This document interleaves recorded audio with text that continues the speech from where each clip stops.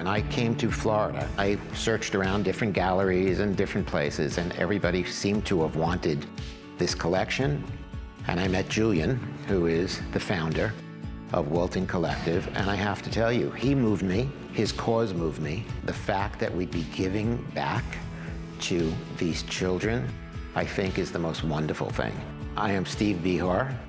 I have recently transplanted myself from New York City to Wilton Manors.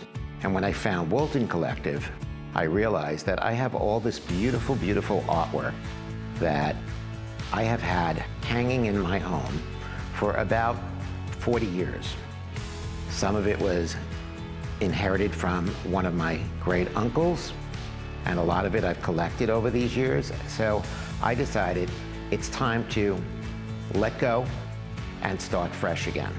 So today I'm going to show you lots of beautiful, eclectic pieces of art. I love each piece. It's hard to say which piece I love more than the other. Each piece has a different meaning to me. We have pieces that are very European. They're from another era, and they're very deep. So when you look at them, you kind of feel them. They put you into a mood. We have a small Picasso signed piece. We met an artist at an art show, Francois Fauchy. He's a Canadian artist. We bought that piece in 1997, I believe, and he signed his book for us. He was an impressionist. He was a vibrationist. So his artwork looks like it's moving as you look at it. And we bought an apple that was an impressionist apple. We did a lot of peer shows, we did a lot of gallery shows. There was one piece of art that was street art, which was called Dr. Love, which actually sold yesterday on the first day that we put it out.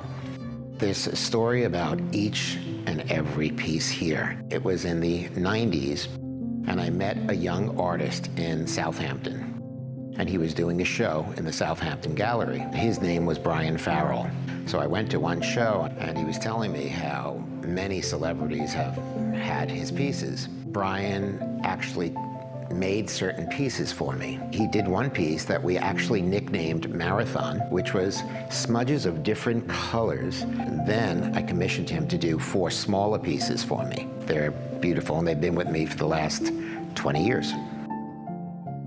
In 1985, my uncle, who was a very special guy, he was president of Diane von Furstenberg and president of Norma Kamali, and he was a star. And he would travel to Greece and travel to Paris, and he would always be picking up wonderful, wonderful pieces of art.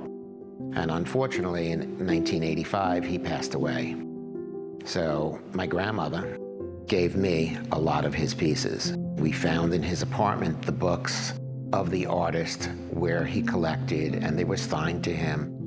And now with my uncle's art and my art together, collectively, it's just so many different generations of this era, this era. I feel by doing this, I'm putting good out there.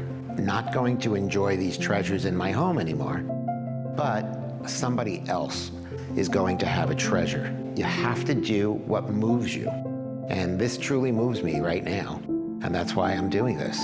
And I'm at that different stage. And you do have to ask why you're doing it. And it has to feel right.